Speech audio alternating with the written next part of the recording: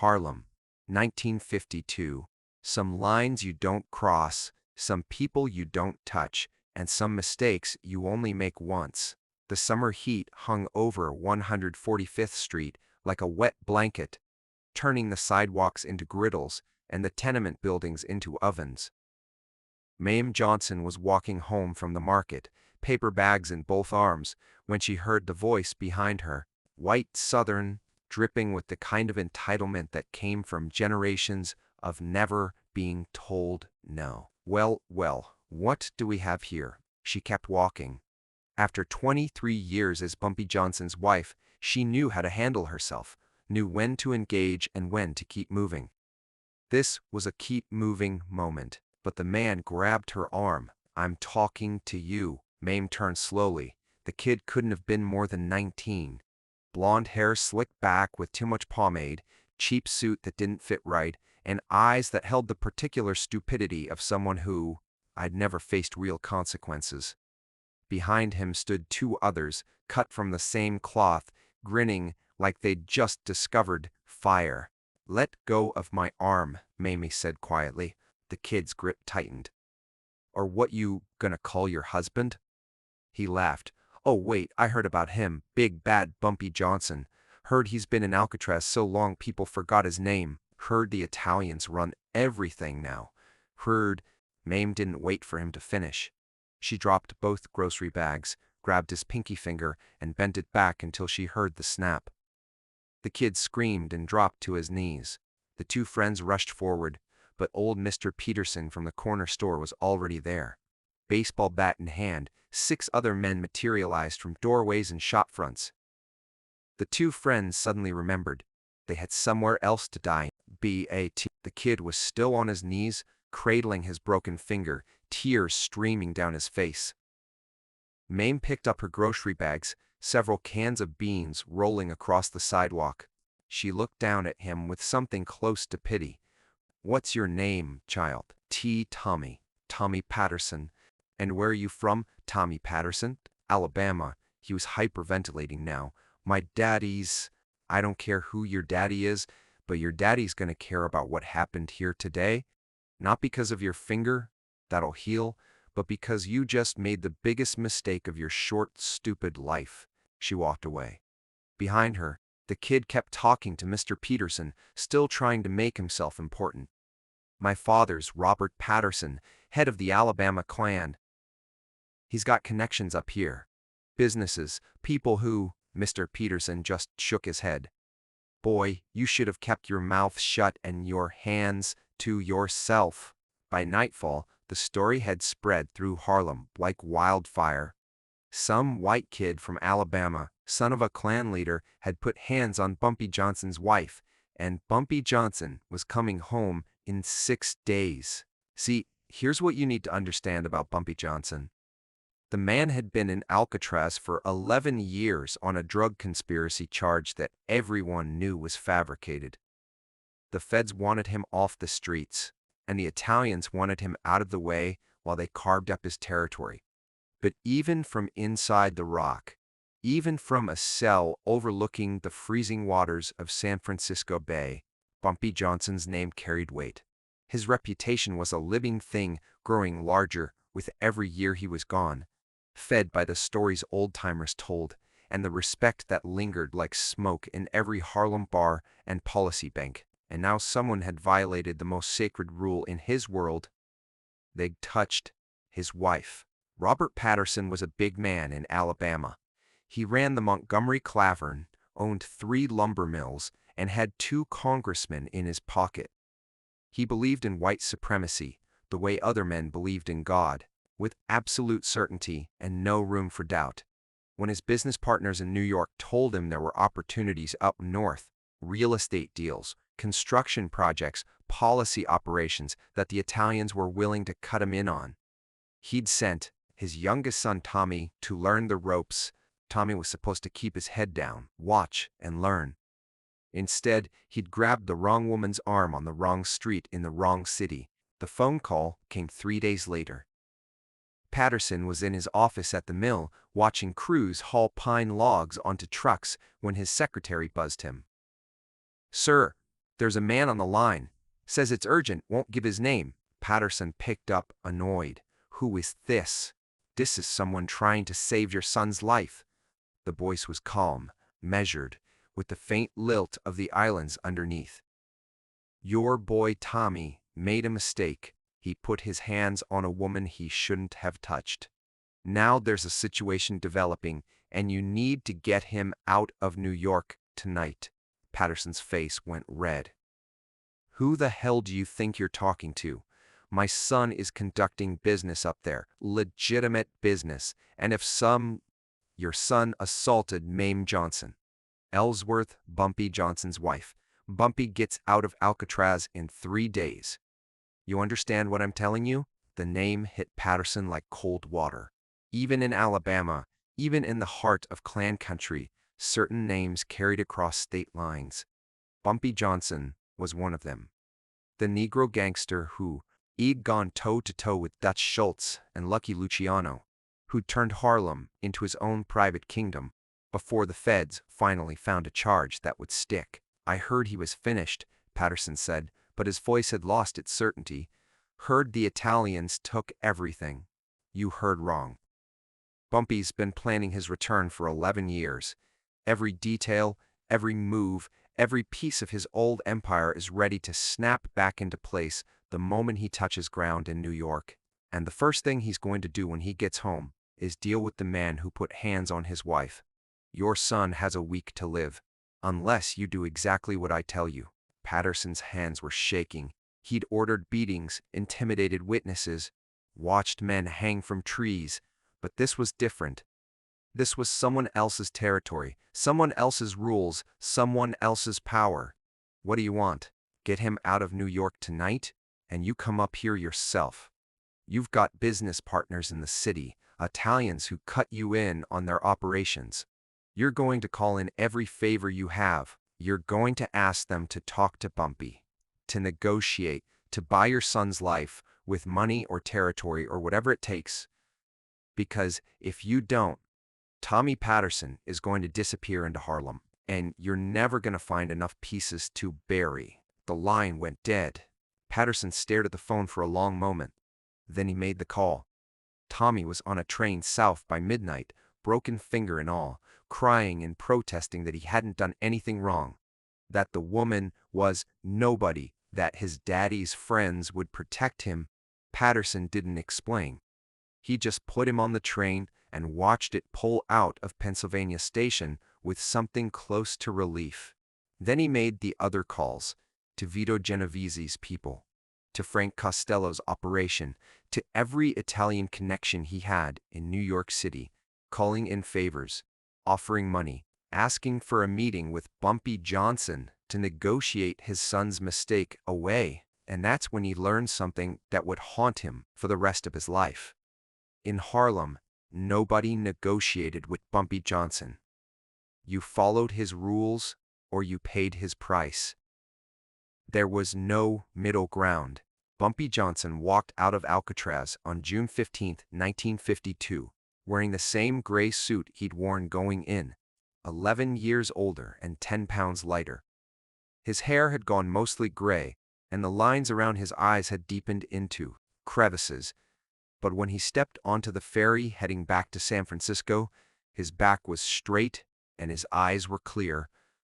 He'd spent 4,000 days planning this moment, every detail, every move, every piece of the chess game that would restore his empire. But first, there was family business to attend to. He flew into New York on June 16th.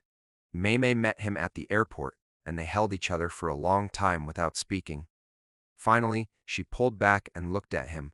You heard? I heard. His voice was quiet, almost gentle. You okay? I'm fine. Broke his finger. He went crying back to Alabama. Bumpy smiled, but it didn't reach his eyes. Good. Now, tell me everything. Over dinner in their apartment on Edgecombe Avenue, Mame told him the whole story. The grocery bags, the grab, the voice dripping with Southern supremacy, the name. Robert, Patterson's son. The fact that Patterson was connected to the Italian operations in Harlem. that he'd been given a piece of the policy banks while Bumpy was inside, that he was now desperately trying to arrange a meeting to negotiate peace. Bumpy listened without interrupting. When she finished, he was quiet for a long time. Finally, he spoke. "The Italians gave him a piece of my territory while you were gone, yes, and now he wants to negotiate. He's scared. He knows what's coming." Bumpy nodded slowly. "He should be, but not for the reason he thinks."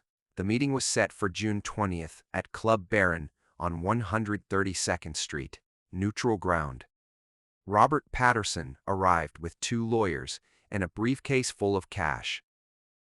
He'd been told Bumpy Johnson might be willing to accept compensation for the insult, that money could smooth this over, that business relationships could be preserved. He was wrong. Bumpy arrived alone. No bodyguards, no weapons visible.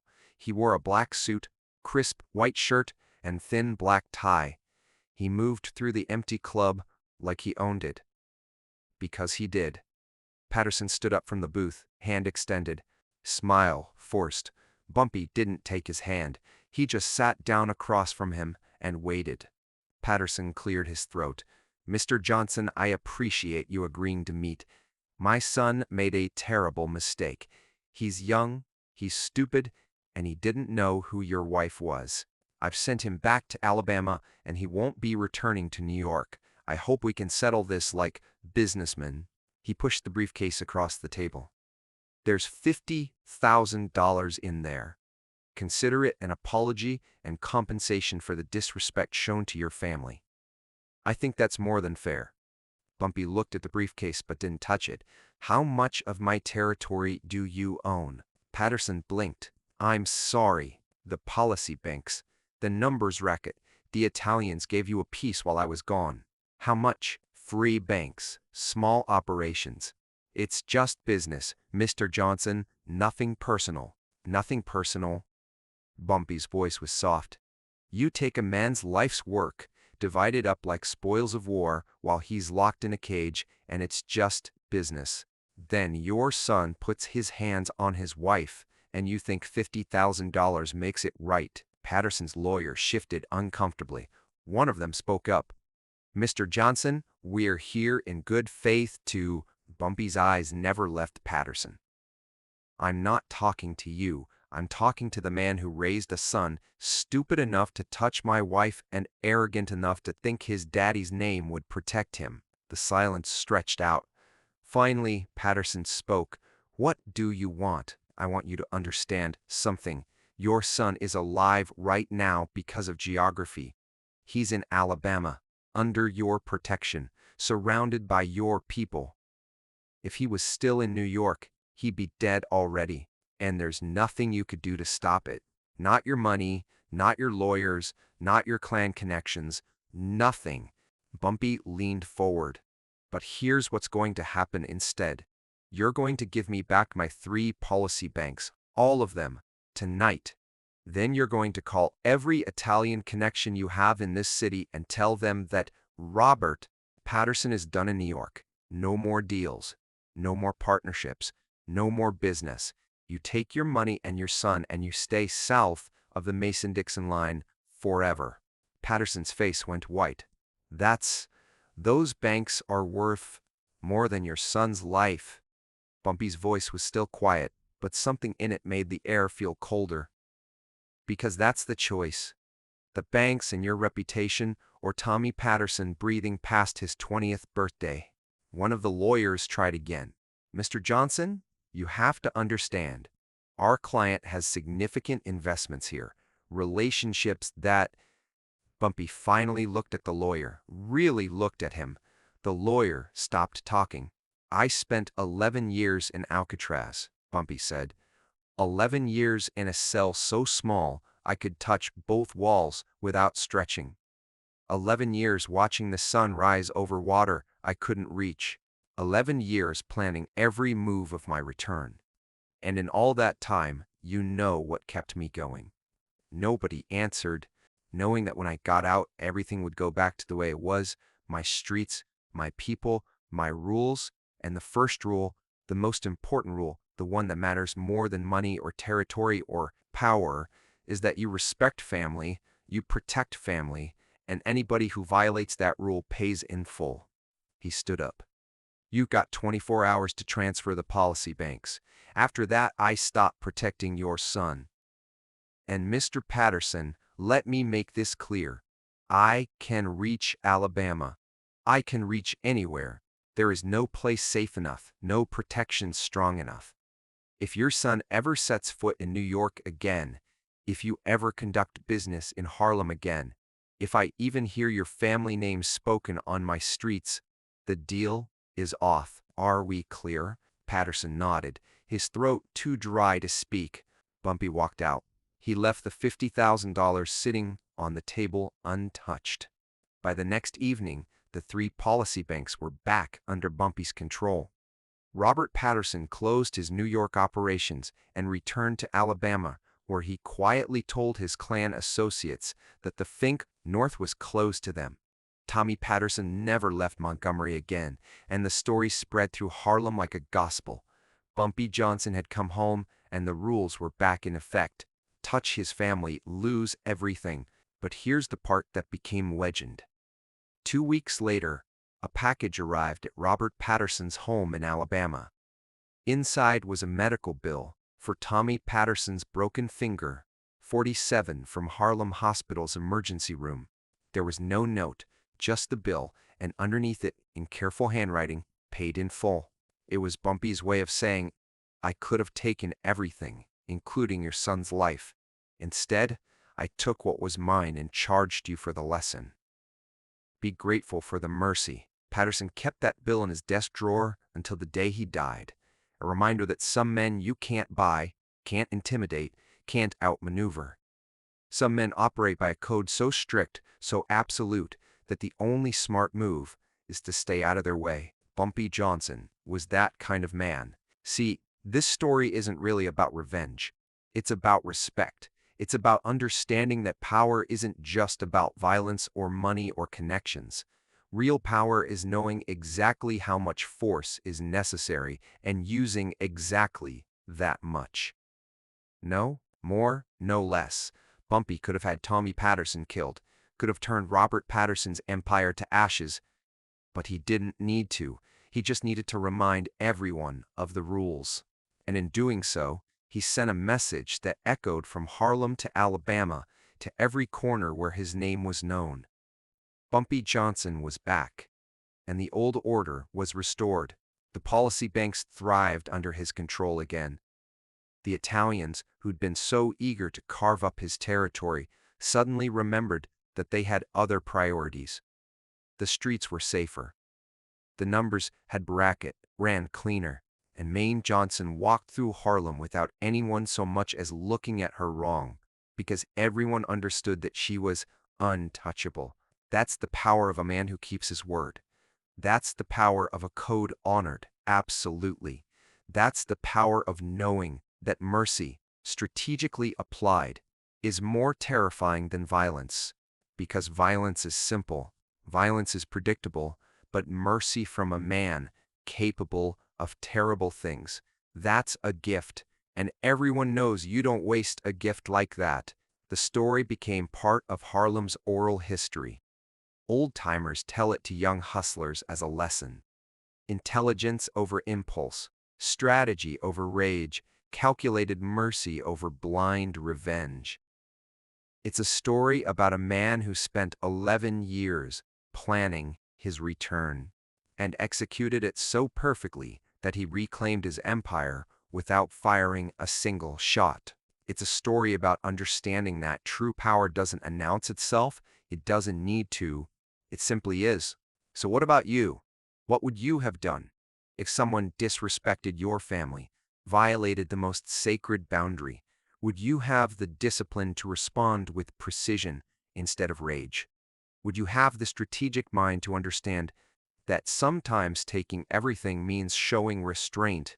Would you have the confidence to walk away from $50,000 because money was never the point? Those are the questions that separate kings from pretenders. And Bumpy Johnson was a king. If this story taught you something about power, respect, or strategic thinking, hit that like button. Drop a comment with your thoughts.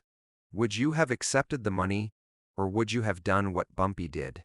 And subscribe because we've got more stories about the men and women who built empires through intelligence, patience, and an unbreakable code. These are the legends history tried to forget, but we're bringing them back, one story at a time. Until next time, remember, respect isn't given, it's earned, and once earned, it's protected at all costs.